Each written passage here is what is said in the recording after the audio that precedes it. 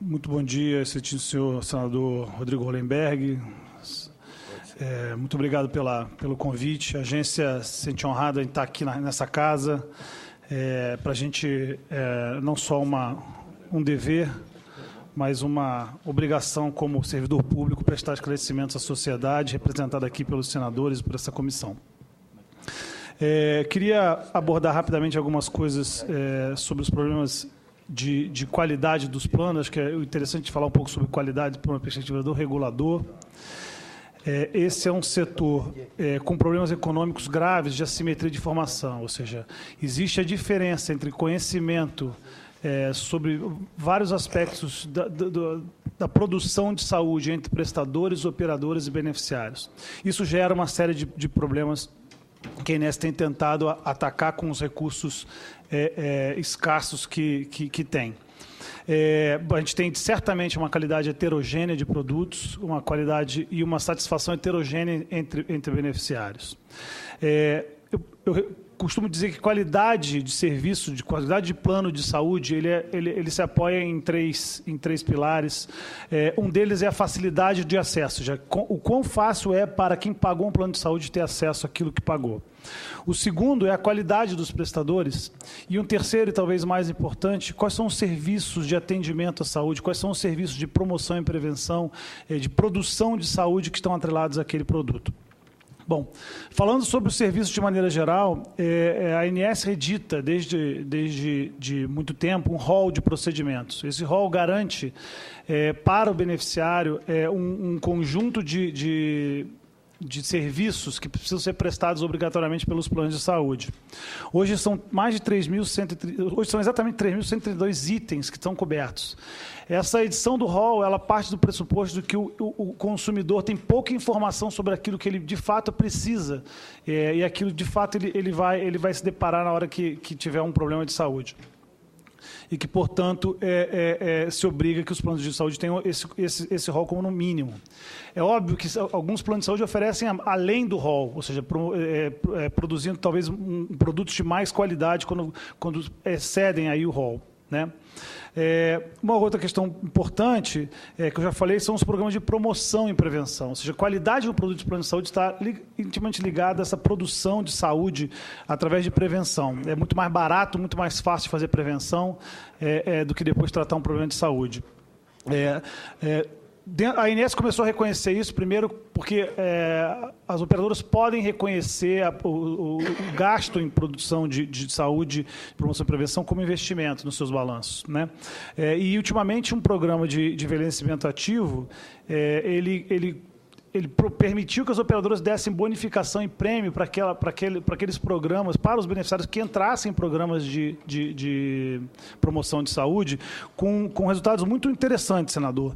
A gente passou, o setor passou de 127 programas sendo oferecidos para 760 programas que são oferecidos hoje aos beneficiários de plano de saúde, de promoção e prevenção. Hoje nós temos mais de 1.200.000 pessoas envolvidas em programa de prevenção e prevenção, que é uma revolução nesse setor em termos de qualidade. Eu acho que esse é um aspecto importantíssimo da qualidade do setor. Trabalhamos também com a questão do programa de acesso farmacêutico, ou seja, regulamentando, delimitando o escopo para que isso seja menos judicializado e mais planos de saúde possam oferecer assistência farmacêutica para os beneficiários. Tem que entender que a assistência farmacêutica, ela evita o problema de submedicação. Muitas vezes a pessoa sai, ela é atendida, tem acesso ao atendimento, mas ela não tem acesso ao medicamento depois para poder continuar esse tratamento. Com relação ao acesso, acho que o principal ponto atacado pela agência nos últimos tempos foi a RN 259, de tempo de atendimento. A RN estabeleceu prazos máximos de atendimento. Isso foi colocado na introdução de Vossa Excelência, de tempo, que uma das reclamações era o tempo que você gastava para conseguir marcar um procedimento, e hoje nós temos tempos máximos que precisam ser cumpridos pelas operadoras, como, por exemplo, 7 dias úteis para uma consulta básica.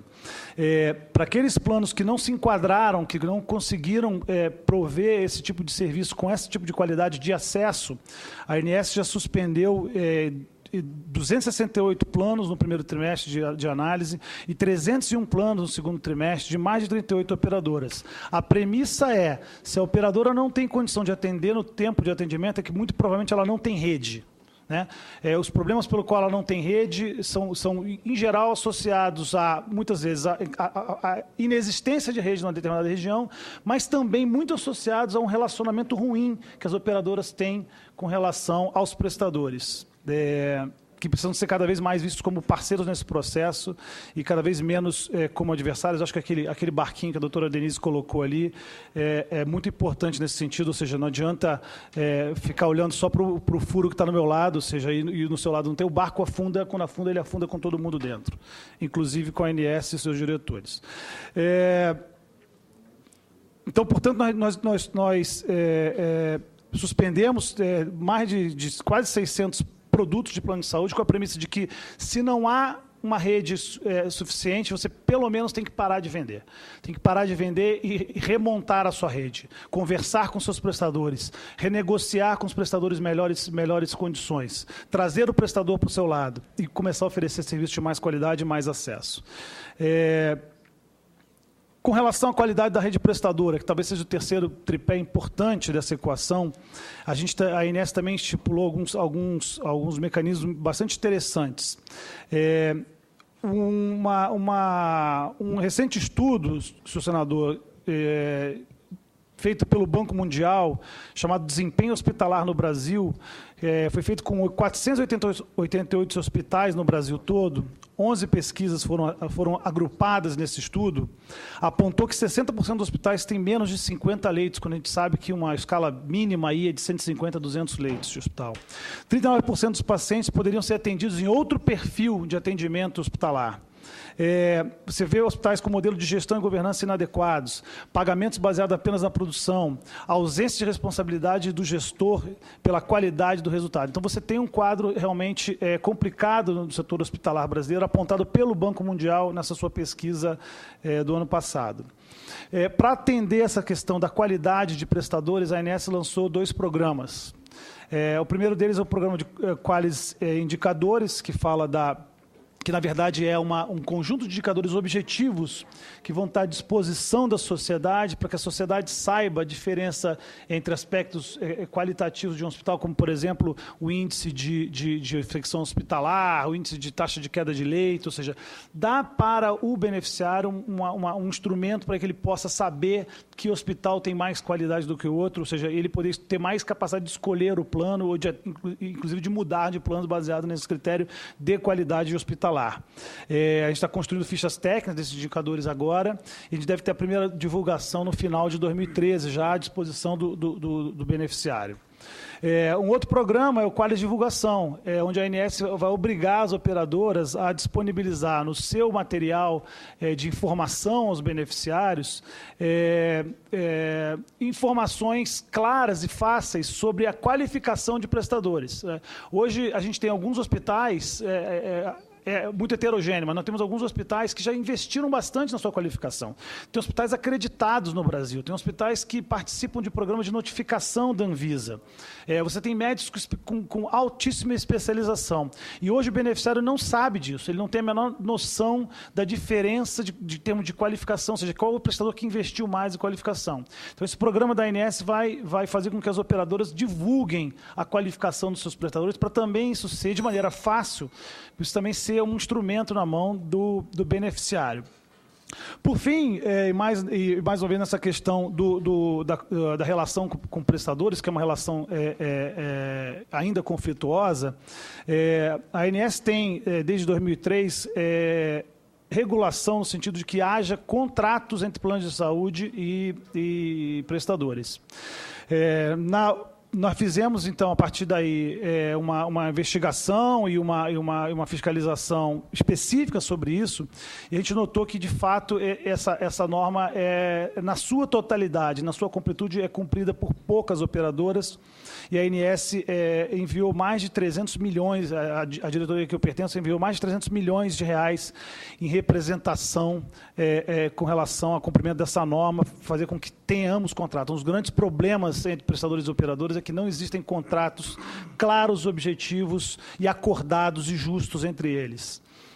Então, a gente começou um processo de fiscalização, fizemos a Instrução Normativa 49, que deixa mais claro um dos grandes problemas que nós achamos nessa nossa pesquisa, nessa nossa fiscalização, foi que um dos grandes problemas entre operadores e prestadores são os critérios de reajuste, como se reajusta plano. Então, você tem a cada ano um conflito entre cada operador e cada prestador ou representante de prestadores discutindo com esse reajuste. Então, a ideia da IN 49 é trazer para os contratos critérios de reajuste para que você não tenha que fazer essa discussão a cada momento. Ou seja, você faça uma discussão inicial, coloque isso dentro do contrato e você passa a ter paz daí para frente. Então, foi editada a IN 49.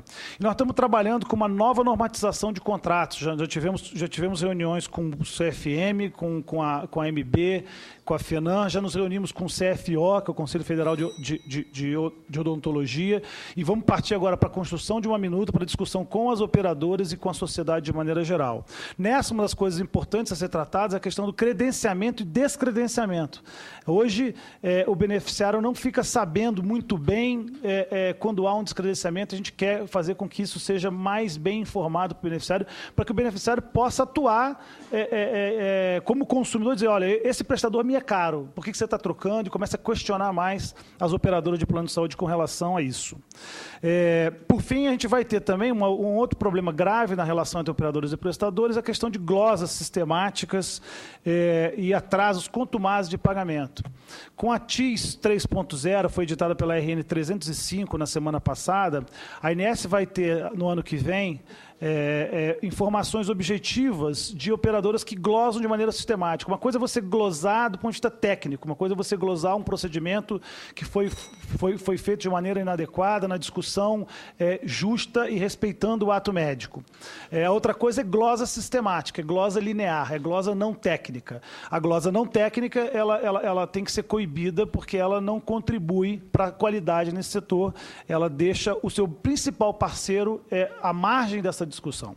Então, a gente vai passar a ter essa informação dentro da agência, de maneira clara, e vai poder atuar de maneira mais incisiva a partir do ano que vem, quando tivermos essa informação de maneira mais clara. A gente já tem atuado a partir das denúncias que existem, né? Tem denúncia, por exemplo, acho que recentemente, do próprio COFITO, no núcleo de Brasília, que nós estamos apurando, vendo o que houve.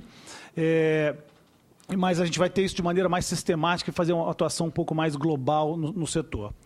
Por fim, a participação do consumidor, nós temos aí o programa de parceiros da cidadania, ou seja, a ANS tem sido bastante permeável através dos núcleos, na relação com os PROCONs, com o Ministério Público, com os sindicatos. Nós temos a notificação de investigação preliminar, que permitiu que a gente, antes de abrir uma multa, informe a operadora, para que a operadora resolva o problema do beneficiário, ou seja, não há interesse nenhum da agência em multar a operadora, o que a gente quer é resolver o problema do beneficiário. Então, esse instrumento de notificação preliminar permite que a gente informe a operadora o problema e a operadora consiga ajustar sem que a gente tenha que multar. Vamos fazer uma pesquisa de satisfação com o beneficiário de maneira qualitativa. Essa pesquisa, a metodologia foi toda feita pela ANS, e ela vai ser conduzida pelas operadoras e vai ser auditada. Ela vai ser feita a partir de fevereiro de 2013, com resultados no meio do ano de 2013. Então, as operadoras vão fazer consultas baseadas em critérios da ANS com seus beneficiários, para que eles saibam, e a ANS saiba, e a sociedade saiba qual é o real pensamento dos beneficiários com relação aos planos.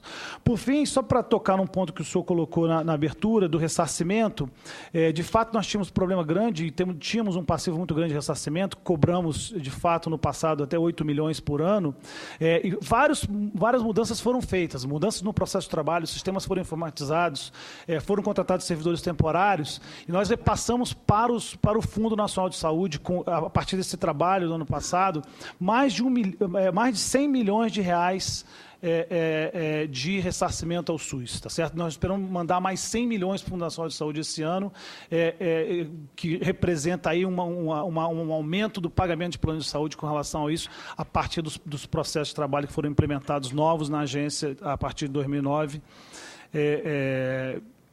Então, assim, é basicamente isso que eu tinha para falar. O tempo é escasso, esse assunto é bastante delicado e a agência tem um compromisso de estar sempre aqui nessa casa prestando esclarecimentos e tem dialogado bastante com o setor no sentido de trazer mais harmonia, principalmente nessa relação de operadores e prestadores, que é fundamental para que a gente tenha qualidade assistencial, tenha qualidade do serviço de plano de saúde nesse país. Muito obrigado.